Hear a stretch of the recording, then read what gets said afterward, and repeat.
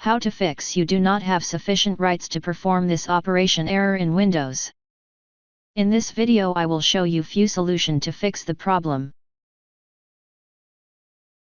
Windows Command Prompt is a powerful tool that allows you to execute commands to interact with the operating system directly. One of the commands can grant administrator rights to a user. This solution ensures that your account has the necessary permissions to perform operations, such as formatting a drive. Log out of your current account.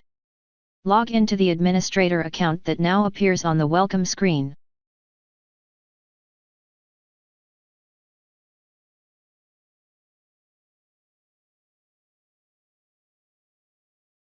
If that didn't work, chkdsk, commonly known as chkdsk, is a utility tool in Windows used to scan and repair disk-related issues.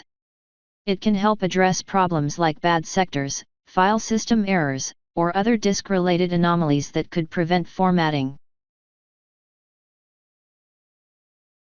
Close down Command Prompt and restart your computer. Wait till the scan is finished. You can then find the results in the event viewer.